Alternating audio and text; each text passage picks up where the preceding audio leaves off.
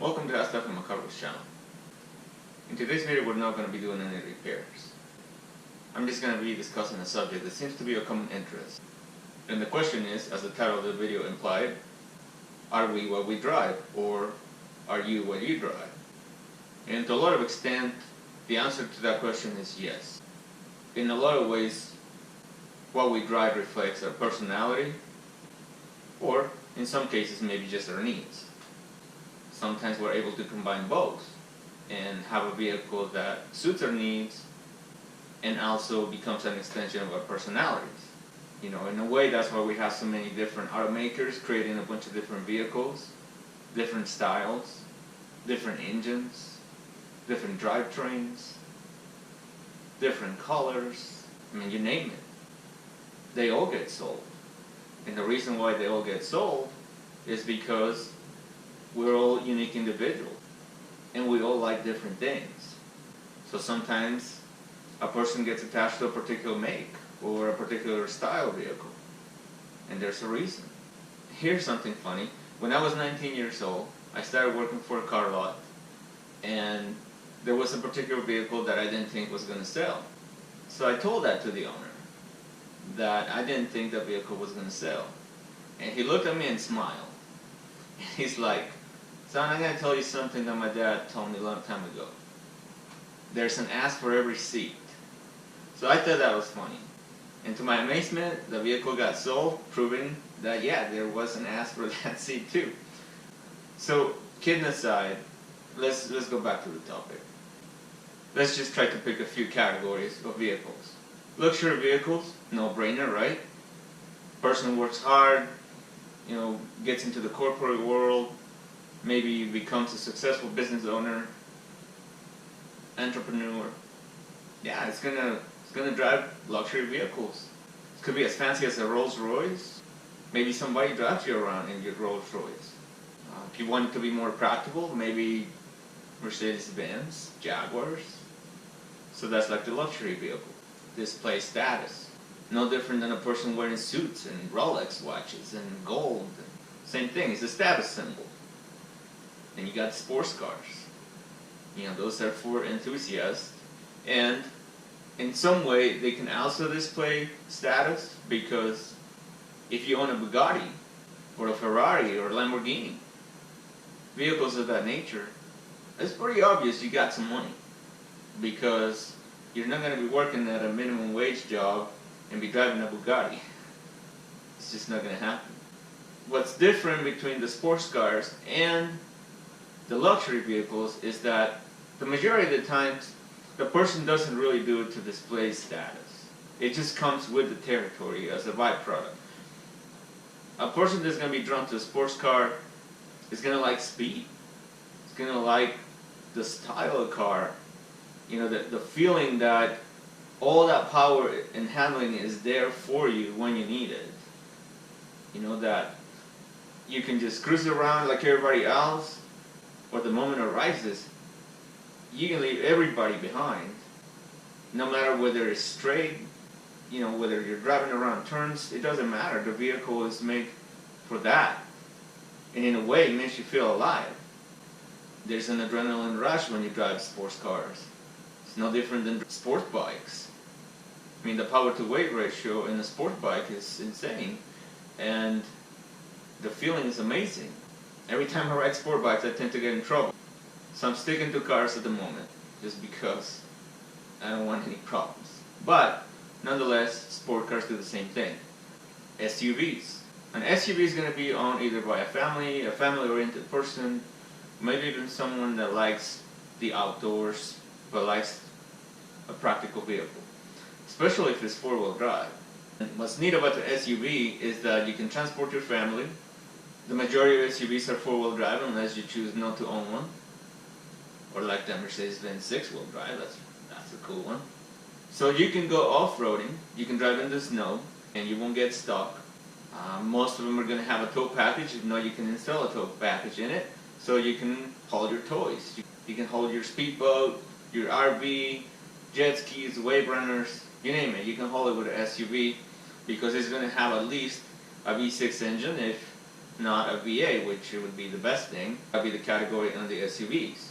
Another great vehicle to have is a four-door pickup truck. A four-door pickup truck is great. It just combines the versatility of an SUV with the practicality of a truck. You have enough seats to transport your family. Same thing, you can choose a four-wheel drive four-door truck. You can have it lower.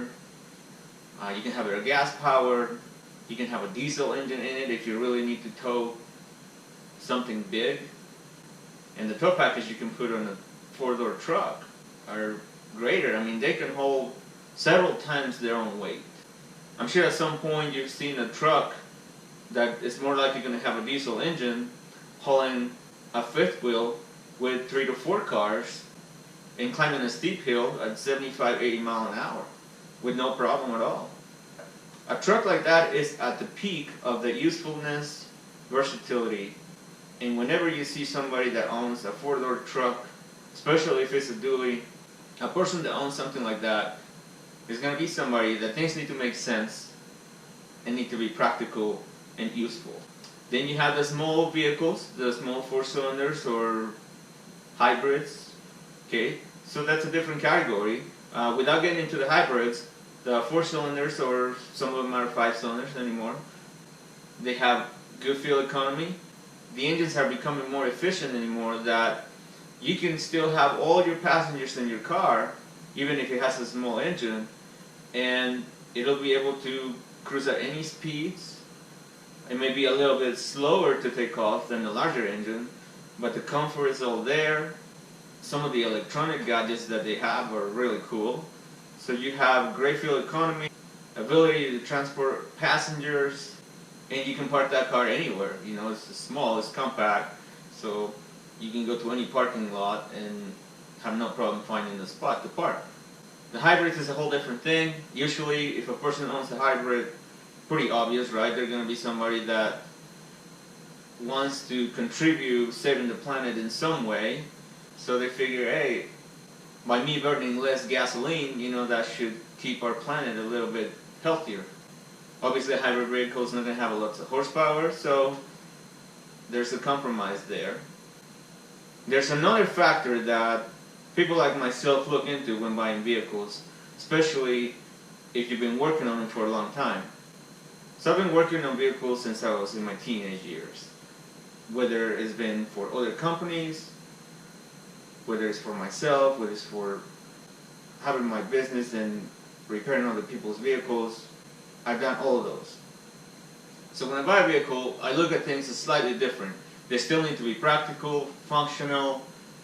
They still need to be practical, versatile, useful, obviously, and I still have to like them. So, but on top of that, what I look into is how expensive and how hard are they to repair. For instance, if I'm buying a fairly new vehicle, which maybe only has 20,000 miles, it won't matter a whole lot how difficult it could be to repair, because ideally any make or model should make a vehicle anymore that can last up to 100,000 miles without any major repairs needing to be done, and usually just maintenance. So anything under 100,000 miles you can probably get away with whatever. As long as you like it, buy the thing and drive it. Over 100,000 miles, things start to change. Whenever I buy something, if I haven't worked on it before or if I haven't owned it before, I'll open the hood and I'll look under there. How much room is there when things start breaking down? Because yes, things will break down at some point. If it's so cramped in there that you can't even get your hand in case you need to start repairing something and replacing parts, I'm not going to buy it, because I don't have to buy it. And I've already been in the position that I had to repair a lot of vehicles for my customers that I wouldn't own myself because they were super difficult to get to stuff. And customers like that, when they go and they buy a vehicle because they like it and they don't realize what they're getting into, they tend to complain about the insane amount of labor cost that's going to take to maintain their vehicles. And sometimes they get upset and they get a lot of different quotes from different places to see if they can get a better deal. good luck on that. Because if they end up really shopping for a better deal, they're probably going to find somebody that may not even know what is it that they're doing, and they're probably going to make things worse. And when they take it back to a real shop, it's going to take more effort and more money to repair what somebody else already ruined. And a lot of the times, even though I give credit to everybody that wants to repair their own vehicle, I mean, that's one of the main reasons why I have the channel, right, to teach people how to do it. A lot of the times people don't have the skill, and as bad as it sounds, they shouldn't try to do it because they're going to ruin it. And they're going to create more problems for themselves and for the shop, because now the shop has to figure out what did they ruin and how we're going to repair that and repair the actual problem that the vehicle had to begin with. So that is one of the differences when I buy a vehicle. This vehicle is in a way similar to the other vehicles that I've been buying with problems, so I can repair and make the videos, and then I usually sell them. Now this one I kept so far longer than everything else because I liked it to begin with. If you've been watching the videos of our channel, you know that this car was green, it had different wheels, and of course it had a lot of problems that I've been repairing along the way. What makes this car a cool car to drive is that I have 2 young children, and it has a back seat. So it still has a cool look, as cool sports cars look. I don't have a lot of money tied up in it. It's appealing to the eye, at least I like it. You know, a lot of the people that see it tend to like it also, especially since they don't make them anymore. So when they see something like this, that is, I mean, think about it, this car was built in 1993. It's old. So it's in a pretty good shape for something that old. And if you see another one on the road, it's not going to look like this one. It's probably going to be pretty beat up. Other benefits of having this car is that the engine is not stock. It has upgrades. And due to those upgrades, this car is actually faster than it ever was when it was brand new. It has a different exhaust system, makes it sound good. And even the seats, when I had to replace them because they were ruined, I put cooler seats. You know, I took them out of a Camaro. And some other things that I've done to it. If you watch the videos, you know what they are. So in my case at the moment, even though we have 4 other vehicles, and believe it or not, each one serves a different purpose, go figure, this one's my daily driver. It reflects my current personality in a lot of ways. For one, the color that I chose. I like blue, and if you ever study blue, a description when you search the color of what qualities a person has when they like that kind of color. When I studied that, I was impressed because a lot of it is pretty close, it's pretty dead on. So we got the color, we got the style, we got the cooler wheels, exhaust, and obviously the car handles really well. And even fuel economy, not that I care. I mean, I could care less what the fuel economy is, to be honest. I wouldn't buy this kind of car because I want to save gas or save the planet. But even that, it gets a decent fuel economy for an LT1 engine. We have a 4-door pickup truck. I already described, you know, why a person would like a 4-door truck. We have a 4-door sedan. I also have another truck that when I was in my early 20s, I disassembled completely, and I got rid of the gutless 4-cylinder engine. I put a 450 horsepower V8, 11.5 to 1 compression in it, changed the transmission, I installed power steering, sway bars front and rear, painted everything from the frame all the way to the last nut and bolt. It's not the most practical truck, so I don't drive it daily, but it's fun in its own way. It's a street legal race truck, basically. But going back to the main topic and answering the question, are we what we drive? I already said it, yes. Our vehicles are going to reflect personality and our situation. We don't like something for no reason. It's no different than we choose clothes, a house, a neighborhood, or even a spouse, or girlfriend if you're a young guy. There's a reason why we like something, and vehicles are not going to be any different. The advantage is, there are a lot of companies that always make accessories, whether they're performance-oriented or just for the outward appearance, for vehicles that can enhance the way they look, and they don't have to look so stock.